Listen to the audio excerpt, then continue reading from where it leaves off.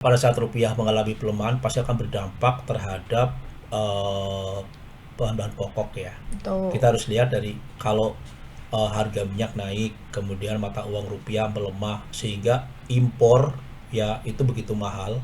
Pada saat Hmm. impornya mahal minyaknya itu pasti akan berdampak terhadap barang-barang yang lain.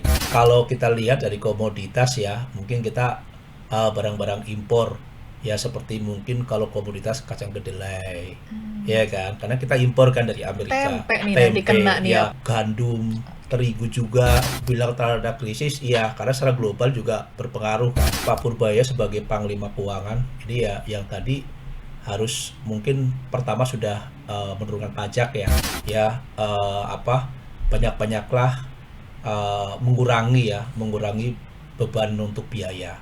Hmm. Ya salah satunya mungkin makan yang biasa kita jalan-jalan dikurangi ya, kemudian yang punya dana tabungan ya kalau bisa tabungkan ya ke yang safe haven.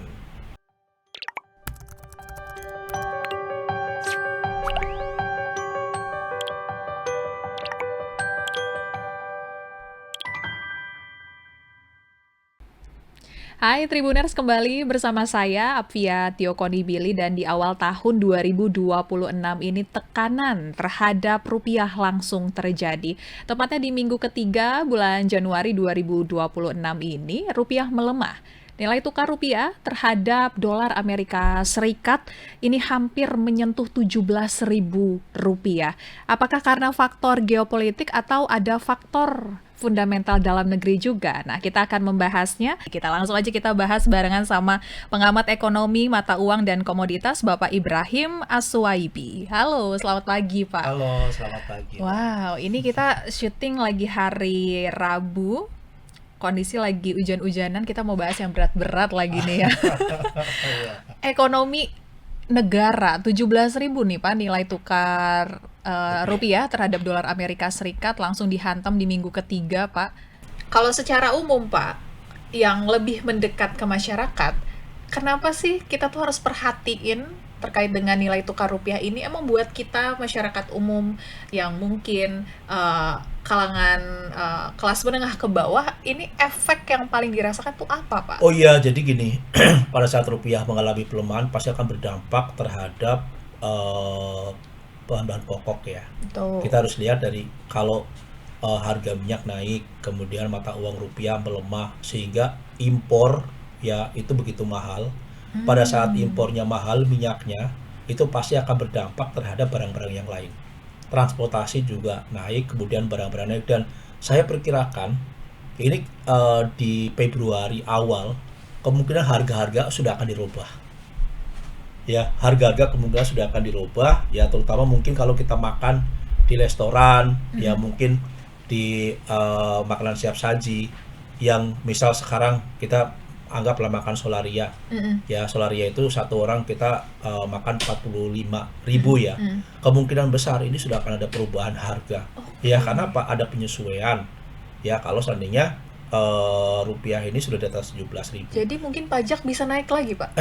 Pajak itu nggak mungkin naik. Hmm. Ya, pajak itu nggak mungkin naik. Karena pajak kalau pajak naik naik lagi ya orang akan merintih juga. Karena ini sebenarnya kan kondisi ini ya, gejolak ya.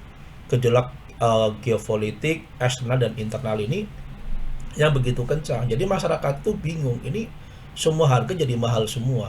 Karena rupiah Hmm. melemah. Nah, sebenarnya dari sinilah pemerintah ya dan Bank Indonesia itu kan sudah menyarankan untuk redenominasi rupiah kan. Mm-mm. Nah, kenapa Adamus Rupiah itu dari tahun 2010? Karena saya sendiri adalah salah satu yang orang yang mengikuti perkembangan ya. Bahkan saya sering sebagai narasumber juga Mm-mm. dengan Bank Indonesia tentang masalah redenominasi rupiah.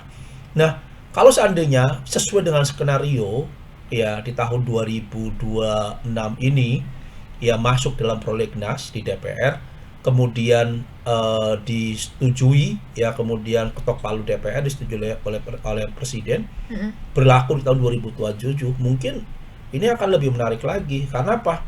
Karena ada ketakutan bahwa rupiah ini akan ke 18.000 ke depannya. Karena Trump ini menjabat presiden sampai tahun 2028. Iya.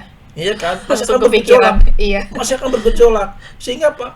perlu ada redenominasi, pemotongan untuk mata uang rupiah. Jadi dipotong tapi harganya sama kan. Iya. Nah, karena dalam klausalnya itu nanti klausulnya itu pada saat redenominasi rupiah, kemudian ketok palu DPR, kemudian Presiden menandatangani dan dijalankan 2027, itu akan dipatok rupiahnya.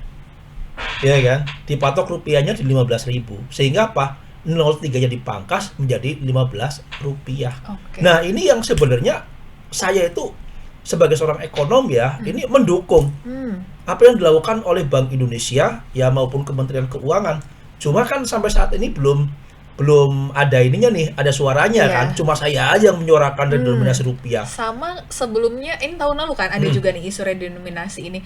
Ada beberapa faktor juga yang dinyatakan sulit untuk menerapkan redenominasi ini terkait dengan kestabilan keuangan negara juga, Pak. Ya sebenarnya gini, ini sudah bukan lagi masalah kestabilan keuangan negara lagi ya. Ini kan sebenarnya kan cuma memangkas Oke-oke aja nolnya berarti. ya, nolnya itu dibuang. Cuma karena ini kan ada unsur politis nih.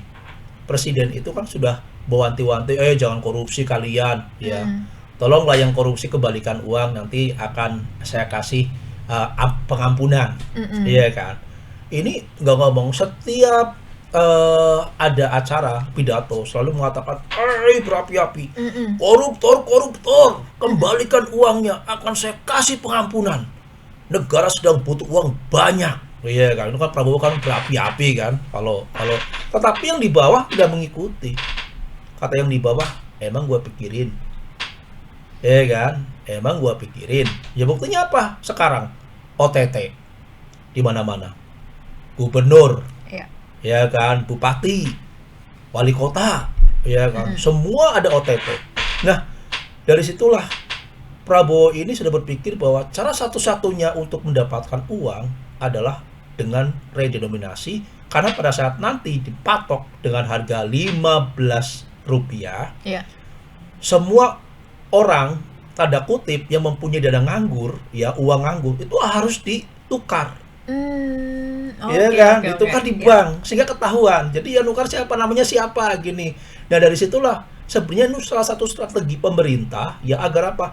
Agar para koruptor ya tanda kutip ini mereka itu mengembalikan uangnya. Jadi kan akan ditukar, ya transaksinya kelihatan. Itu yang pertama. Yang kedua, kenapa saya katakan juga sulit ini redenominasi rupiah itu dilakukan, karena DPR pasti akan ngamuk.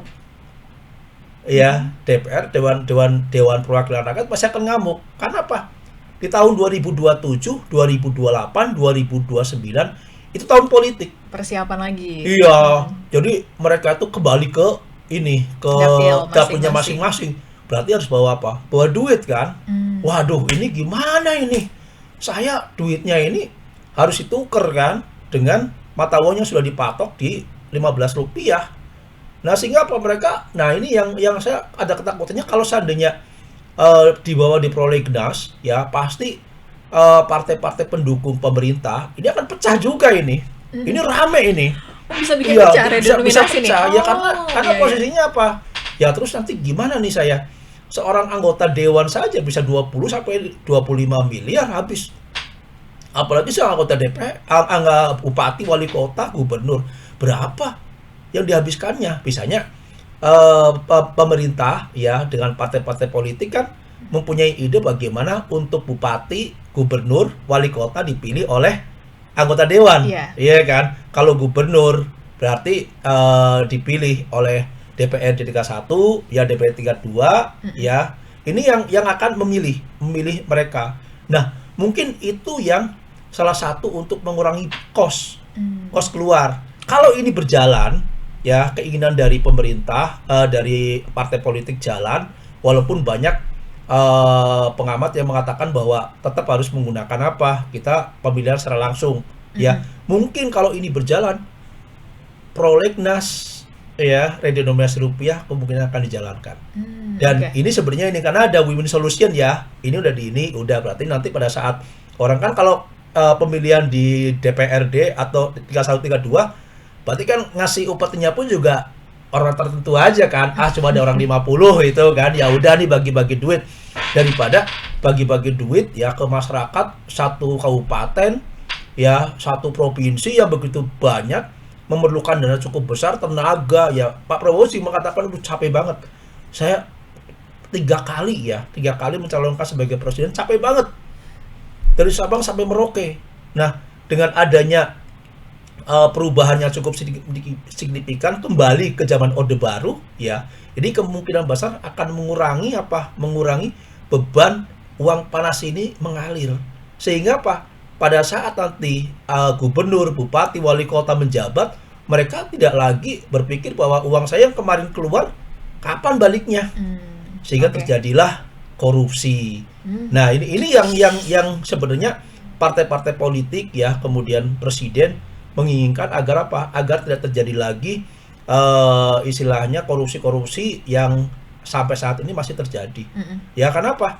Kalau presiden mengatakan bahwa semua pejabat dari tingkat bawah sampai atas semua korupsi, cuma karena ya KPK, kepolisian, personilnya terbatas, sehingga apa? Sehingga hanya dipilih beberapa orang saja yang ditangkap, ya, karena kekurangan personil, ya kan, gitu kan. Oke, Pak Ibrahim, balik lagi Pak tadi untuk yang masyarakat Pak, selain ada penyesuaian harga terkait dengan nilai tukar rupiah yang melemah, apalagi Pak yang bakal dirasakan masyarakat? Ya, masyarakat pasti kan minta bantuan juga dong, ya kan. Jadi ini yang menarik sebenarnya. Masyarakat itu kan pemerintah harus menggelontorkan bansos juga, ya, kemudian BLT walaupun sudah berjalan. Tapi harus ingat, pemerintah jangan hanya fokus terhadap kelas bawah, kelas menengah dong. Karena kelas menengah ini yang sebenarnya cukup strategis juga, ya kan. Saya selalu kemarin mungkin 3 hari yang lalu membaca satu artikel tentang pelemahan mata uang rupiah, ya. Salah satu penyebabnya adalah pemerintah ini tidak melirik ya stimulus bantuan terhadap kelas menengah. Iya. Nah, kelas menengah ini kan banyak yang jatuh kemudian jadi kelas bawah nih. Nah, yang mereka tadinya bekerja kemudian kena PHK, ya kan. Nah, ini gimana nih? Ya, kelas menengah. Kelas menengah itu harus diperhatikan. Karena apa? Yang menggerakkan pasar itu kelas menengah loh. Tuh. Iya kan? Kelas menengah yang menggerakkan pasar. Bukan orang bawah. Kalau kelas bawah itu dari dulu memang dari zamannya Orde Baru pun juga sudah mendapatkan bantuan. Ya kan? Sampai sekarang mendapatkan bantuan. Di Amerika 25 juta ya penduduk di Amerika itu kelas bawah. Itu memang setiap minggu itu dapat 500 kan, $500. Tetapi kelas menengahnya pun juga mendapatkan satu stimulus juga. Sehingga apa? Pertumbuhan ekonominya kemarin ya di kuartal ketiga kalau nggak salah di 4,3. Dari tadinya kecil banget gitu loh. Nah, Indonesia ini jangan cuma fokus BLT kita ke ini nih, ke kelas bawah. Kelas menengah coba diperhatikan. Ya, kalau kelas menengah diperhatikan, kemudian kembali lagi berjalan. Karena apa? Yang menggerakkan pasar itu peredaran uang itu kan kelas menengah. Pada saat kelas menengahnya ini mereka di PHK kosong, karena kalau saya lihat saat ini orang kelas menengah itu cuma habis buat makan, bayar kontrakan. Udah kayak gitu pulang. Buktinya apa? Di kampung ya sekarang banyak orang pulang dari Jakarta ke kampung. Saya ingat zaman-zaman dulu, zaman-zaman ekonomi lagi baik-baik saja, ke kampung aja nyari teman sendiri kok gak ada di kampung. Ini saya sendiri. Karena apa? Orang semua ke Jakarta semua, ke kota-kota besar untuk mencari nafkah. Sekarang tidak. Kalau pulang penuh rumah gitu loh. Orang yang mereka terkena PHK kemudian pulang di kampung. Kata pemerintah, ya kan di kampung dia mendapatkan kerjaan. Oh tidak. Buktinya apa? Kriminalisasi meningkat. Iya kan, di tengah-tengah jalan yang gelap terjadi perampokan. Iya kan, di mana-mana. Terus kalau kita lihat televisi pembunuhan.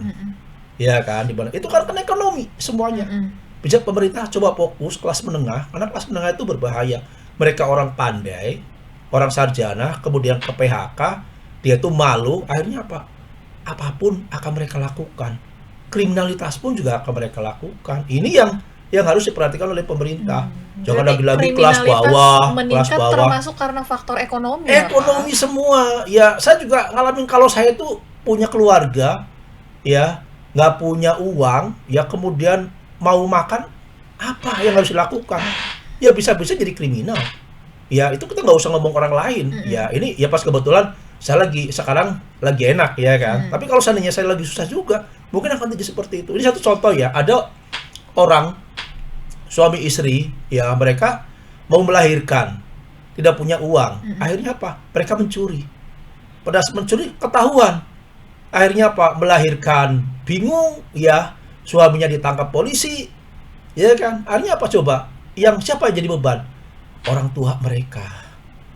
Ya, karena mereka berpikir bahwa gimana caranya saya menyelamatkan anak saya, ya yang mau melahirkan, saya nggak punya uang. Akhirnya gelap mata, melakukan perampokan, pencurian, ya. Walaupun sebenarnya itu pun juga kalau seandainya mencuri pun juga belum tentu bisa menutupi untuk biaya persalinan sebenarnya kan. Walaupun sudah ada juga sekarang pemerintah dengan BPJS ya kan. Tetapi kan orang pasti akan berpikir lain. Buktinya apa? Kemarin di TV ada orang ngambil beras kan, ya 5 kilo ngambil 2,10. Kenapa mereka ngambil? Ya, karena anak istri mungkin lapar, mau beli nggak punya duit. Akhirnya apa? Ya udah dengan terpaksa. Saya baru sekali pak, baru sekali saya mencuri katanya. Ini pun juga buat anak istri. Salahkah? Ya kan? Kalau saya kalau lihatin kondisi sekarang, ya Allah kenapa terjadi ya? Kalau kayak gini berarti apa? Berarti memang kondisi kelas menengah ini jatuh. Akhirnya kelas menengah berubah menjadi kelas bawah. Iya. Kelas atas berubah menjadi kelas menengah. Buktinya apa? Rumah-rumah di komplek-komplek dijual bertahun-tahun nggak laku-laku. Iya. Kenapa nggak laku-laku? Ya karena peredaran uang nggak ada. Bank tidak mau mengeluarkan kredit. Ya karena kalau mengeluarkan kredit, lu mau bayar dari mana? Pemasukan juga kagak ada. Iya, baik. Itu loh, Mbak. Oke. Nah, karena tadi seperti yang Bapak udah uraikan banyak efeknya terkait dengan kebijakan ekonomi yang dinilai belum pasti ini, Pak. Apakah ini termasuk bisa dibilang tanda-tanda krisis gitu, Pak? Ya, kalau bilang terhadap krisis, iya, karena secara global juga berpengaruh kan. Cuma kan kita harus ingat, kalau orang melihat dari pendapatan produk domestik bruto ya, Iya. itu kan terangkat itu karena kan di kita daya beli masyarakat. Ya, daya beli masyarakat itu berarti kan hampir 60% lah yang mendukung ya, ada investasi hanya 23-25%, yang lainnya kan komoditas apa dan sebagainya. Tetapi disinilah untuk mendongkrak itu apa ya, pemerintah yang mengeluarkan stimulus itu supaya daya beli masyarakat cuma hanya jangka pendek sehingga mengangkat pertumbuhan ekonomi sampai di atas 5%. Tetapi secara teknisnya ya memang kita lagi krisis. Oke, jadi bisa dibilang memang ini lagi krisis. Lagi krisis ya. Wow, jadi benar-benar iya, langkah ini ya, iya, kebijakannya dinantikan banget. Buktinya gini.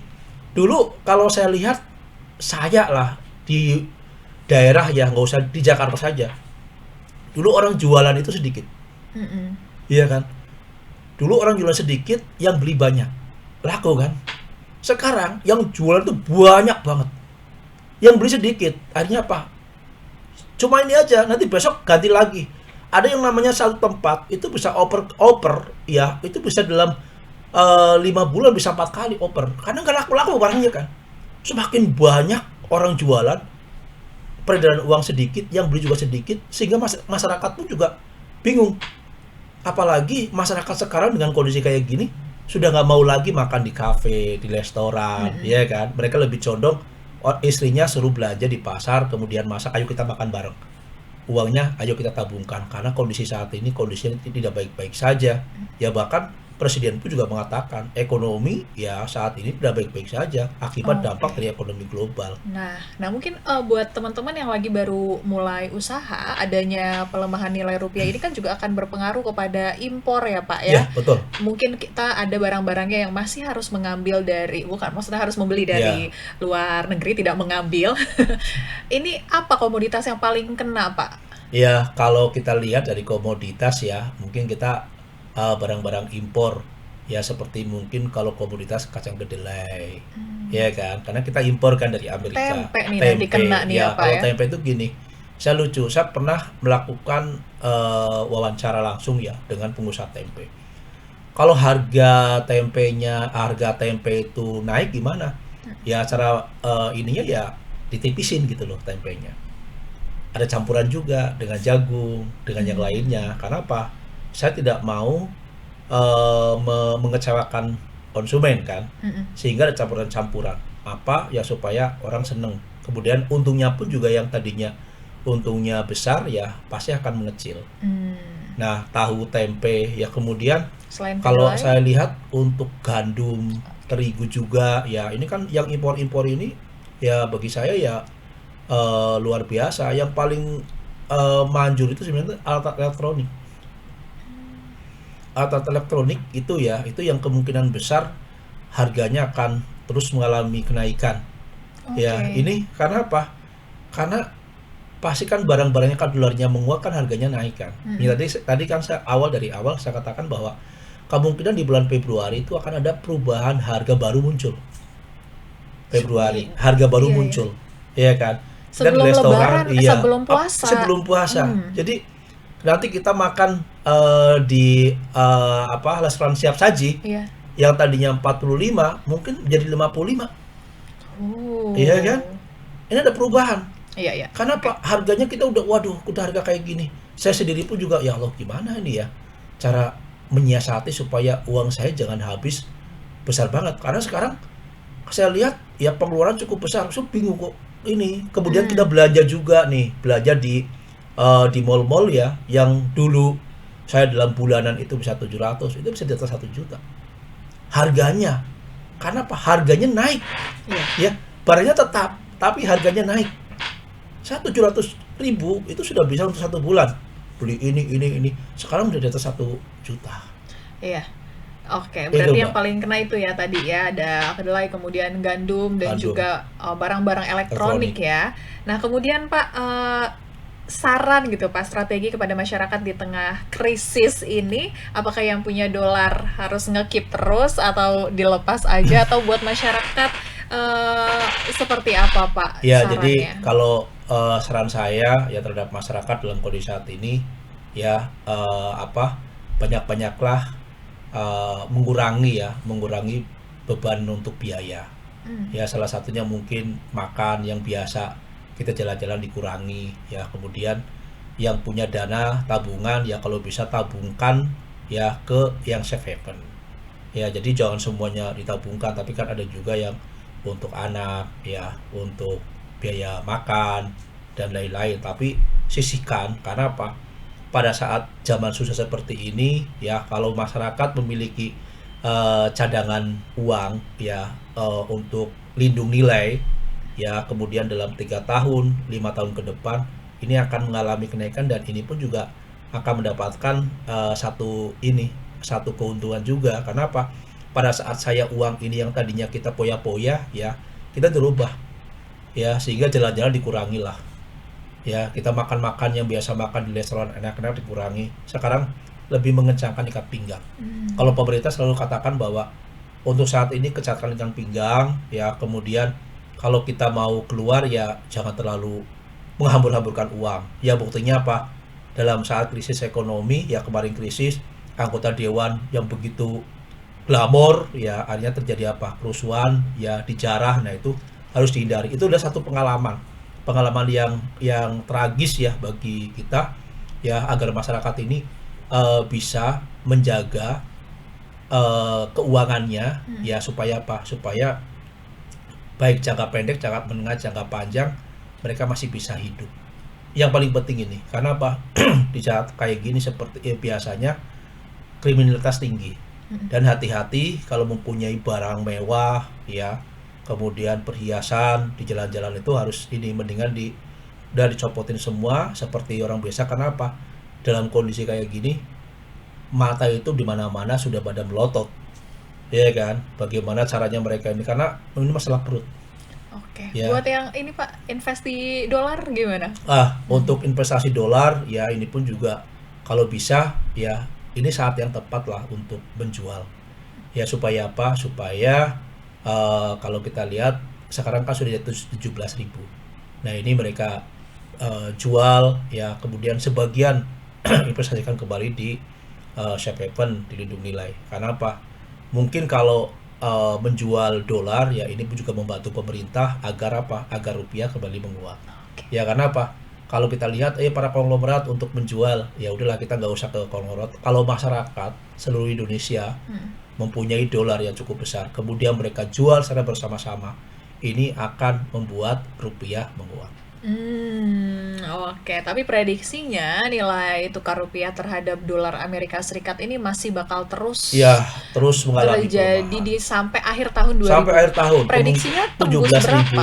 17.500. Kalau seandainya di kuartal pertama, kalau saya kuartal pertama itu 17.200 ya. Oke. Kalau seandainya Di kuartal 1 17.200, masuk iya, 17.200 Pak prediksinya. 17.200 Wow. prediksinya. Kalau seandainya di 17.200 di kuartal pertama, mungkin kuartal kedua sudah kena. Di semester pertama mungkin 17.500 sudah kena. Aduh. Misalnya yang tadi saya katakan, eh, DPR, ayolah redenominasi rupiah itu segera masuk prolegnas. Itu cuma cara satu-satunya. Wah, ini harga barang naik drastis dong ya Pak Oh tahun iya, nah ini. ini yang Aduh. katakan ini mau lebaran loh, Iya. mau puasa loh. Kita puasa dari mana lagi? Oke. Takutnya Nah, nanti, gini deh Pak, terakhir deh Pak, terakhir. Karena ini efeknya bakal banyak banget ke berbagai ya, sektor, dari kelas atas sampai kelas bawah nih bakal kena semuanya Pak.